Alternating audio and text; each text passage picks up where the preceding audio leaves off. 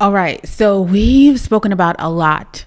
In today's video, we are actually talking about really making the time to practice. When you're creating your YouTube videos or your videos on the whole, you have to decide, I am going to use what I'm creating as practice. So we understand that there's a bigger picture. We understand the person that we need to be in order to accomplish contributing to that bigger picture. We understand that we have people waiting on us to actually change their lives. We understand the impact that we should be making as a leader or as a business owner. And so it's easy to say, XayLi, creating videos is just too hard and I am over it. What's really going to move the needle for you is building that momentum. So we spoke about that before, but what really creates confidence is when you are stacking that momentum and you start feeling better and better and better about what you're doing. That's where practice comes in. That's where you have to decide, I am going to practice. I am going to create and collect data. Recently, I hit 10,000 subscribers on YouTube. And while this was super exciting, I looked at the amount of videos I created to get to that point and how much testing and trying I had to do.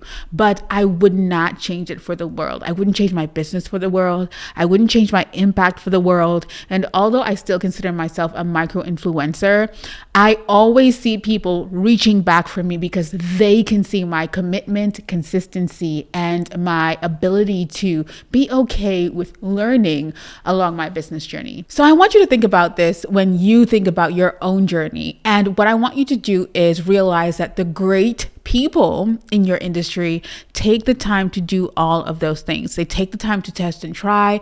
They take the time to perfect what they're doing along the journey, not before they start. They don't try to figure things out before they start. They decide that they are going to figure it out along the way. It's kind of like in 2017, I left New York City and I decided to move to Dallas.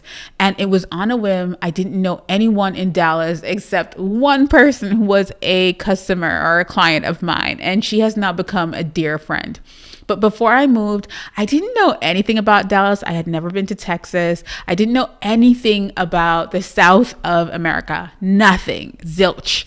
But I decided to commit to a 16-month lease. I locked myself in and then I told my family, hey guys, I'm moving. Luckily, I didn't have to look for a job because I had my own business. But what I decided to do was jump and build that plane on the way down. Luckily, I never hit down. I figured it out. I was able to test and try, do different things. I first moved to a place I didn't love. I found a place that I loved after a while. And I kept, climbing and just being committed to the journey. And so in that, although that story has nothing to do with the now, what I'm trying to say is that your answers is in the action. I would not trade moving to Dallas from New York City for anything in this world. I love it here. But had I not taken such a huge step and left everyone I knew and everything I knew, I wouldn't be here. Being committed to the journey is huge, but being committed to practicing and being that person that you desire to be every day right now is what's going to make a difference. For me, yes, I just hit 10K subscribers. I do run a 6-figure business. But on top of that, I had to think about it in reverse. Like, what does a person with 10,000 subscribers do? Okay, so they're uploading every week.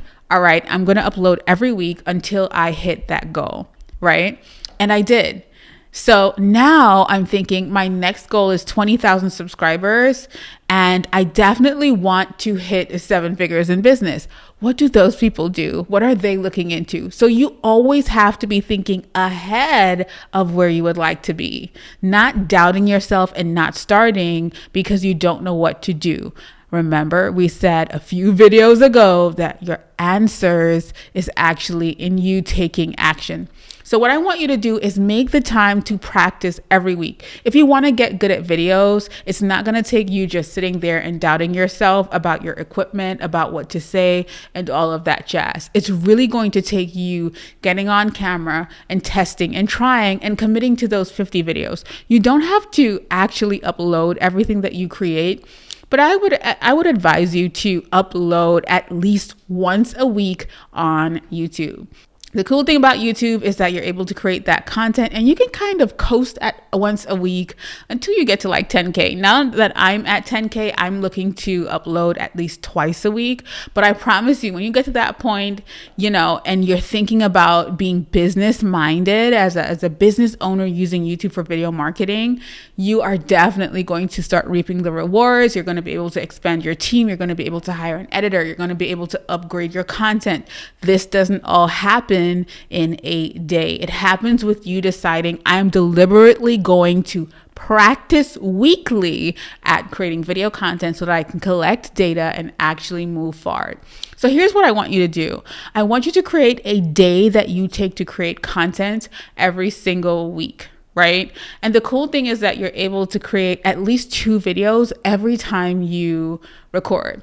If you're looking at this series, you can see that I obviously batched this, meaning I think I'm at video number 5 now, and I still have on the same clothing. I still have on the same glasses, you know, so you don't have to do too much, although we can talk about that later down the road of how I actually plan and get ready and do all of those things. But you don't have to do all of that when you're first starting. What you have to do is commit to that time.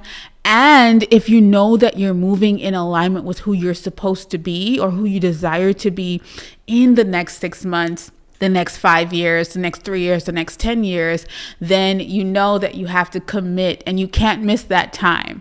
So you have to create a time that you're going to practice your video content and upload, right? But you have to keep that time. You have to trust yourself. You have to commit to yourself and commit to the bigger picture that you're actually going to do this. So I want you to think about, in the next 6 months, how is your life going to change if you commit to uploading at least 1 video a week? If you commit to practicing to create 1 video a week? I can promise you, I'm promising right now, if you do decide to do that, your life is going to be so different because you would have either learned a lesson or started garnering an audience that you can actually communicate with.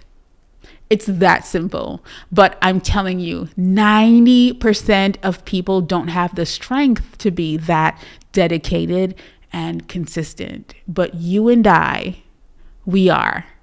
So I want you to think about the next 6 months of your life. And I want you to think about what that is going to look like if you actually commit to creating and uploading at least once a week.